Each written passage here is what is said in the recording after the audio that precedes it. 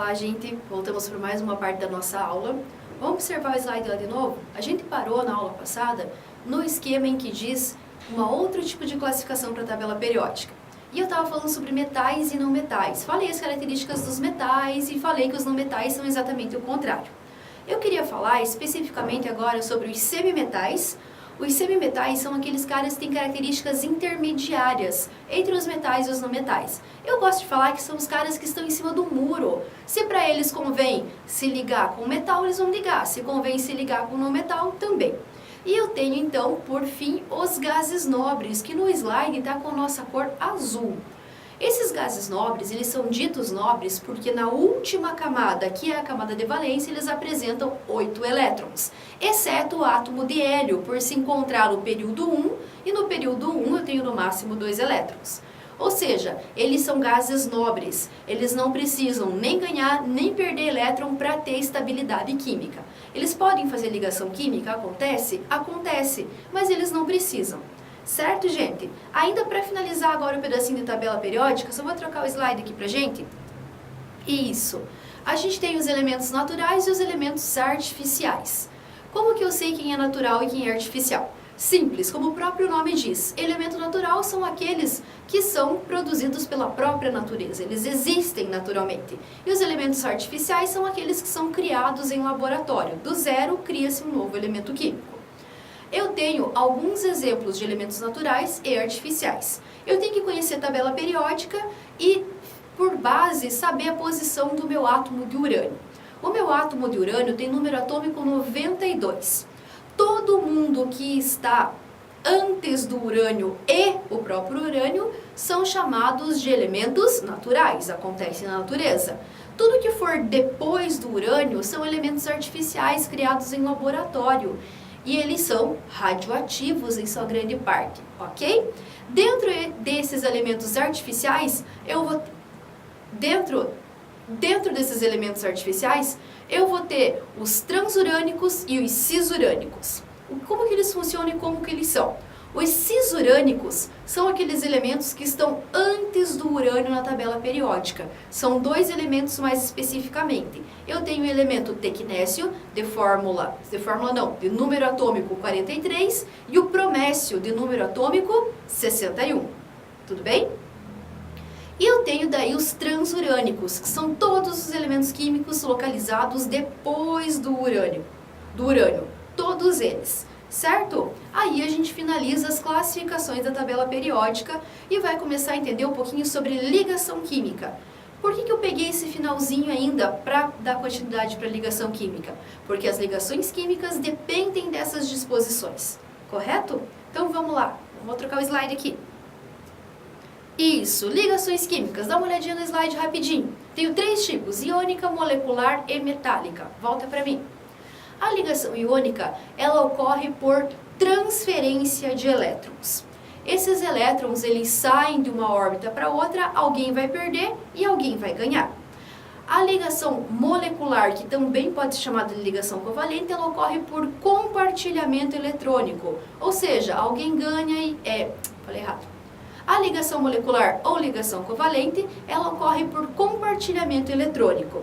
Ou seja, os elétrons vão ser usados ao mesmo tempo pelos 2, 3, 4 átomos, quantos forem possíveis, se tiverem condições de estarem interagindo.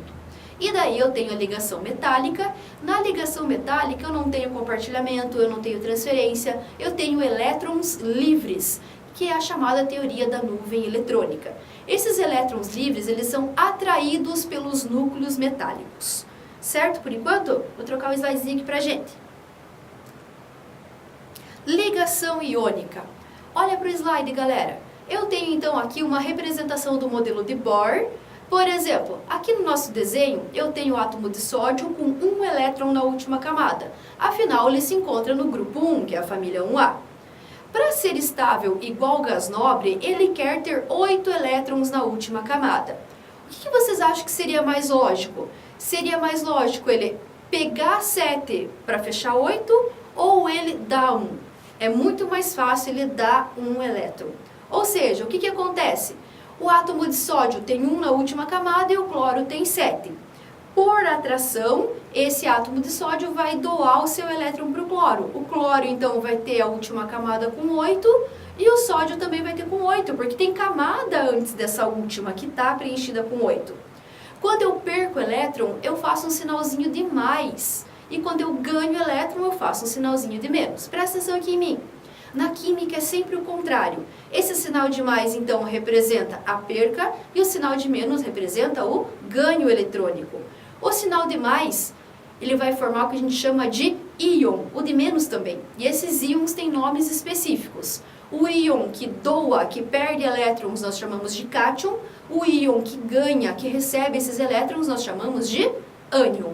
E eu tenho a representação lá no slide, dá uma olhadinha, de como que a gente pode representar simbolicamente. Então, vendo na segunda parte ali, ó, fórmula eletrônica e fórmula iônica.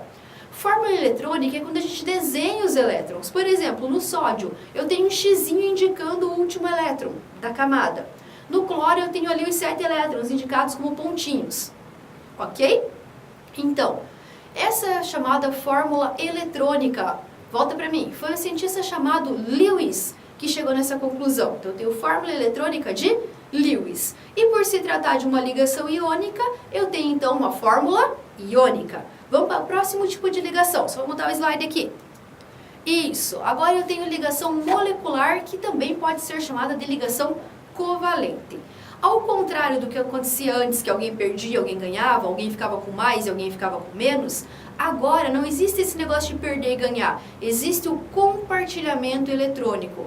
Os átomos usam os seus elétrons ao mesmo tempo, formando pares eletrônicos, conforme vocês conseguem ver na imagem do slide. Dá uma olhadinha lá, galera. Eu tenho ali o meu átomo de hidrogênio. Então eu tenho hidrogênio com um elétron na sua última camada, reagindo com outro hidrogênio que tem um elétron na sua única camada. O hidrogênio, por ter uma camada, ele suporta no máximo 2 elétrons, exceção à regra do octeto junto com o átomo de hélio. Então, em vez de um perder e um ganhar, porque se perder, o hidrogênio para de existir, isso não pode acontecer. O que vai ter então? Eles vão usar junto, que é chamado compartilhamento eletrônico. Eu tenho então 3 maneiras de representar. Eu tenho a fórmula eletrônica, onde eu mostro os elétrons, assim como eu mostrava na iônica. E eu tenho a fórmula estrutural. Esse par de elétrons, volta aqui para mim, eu vou representar com um risquinho, um tracinho, que a gente chama de ligação. Eu posso ter ligação do tipo simples, quando é uma única ligação. Uma ligação é um par de elétrons. Eu posso ter ligação dupla, onde eu tenho 2 pares eletrônicos. E eu posso ter ligação tripla, onde eu tenho 3 pares eletrônicos. Correto? Volta para o slide que vai dar para ver ligação tripla lá como que eu tenho.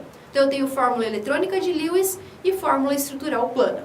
Fórmula molecular é a quantidade que eu tenho de cada átomo. No primeiro, H2. No segundo, Cl2. E no terceiro, N2. Próximo. Dentro ainda da nossa ligação covalente, eu tenho um tipo especial de ligação, que é a chamada ligação coordenada, que antigamente era chamada de ligação dativa. Nessa ligação coordenada, eu vou ter os meus pares de elétrons, um de um átomo e outro do outro, compartilhado, e vai chegar um momento em que ele não se encaixa, não completa a estabilidade, não completa o octeto. Então, eu vou ter que pegar um par de elétrons e emprestar, certo? Depois eu mostro uma folhinha para vocês, todos esses que eu já passei, na mão, escrevendo, vocês vão entender melhor toda essa minha fala, beleza? É isso, vou fazer a parte da folhinha então, e depois a gente parte para a ligação metálica.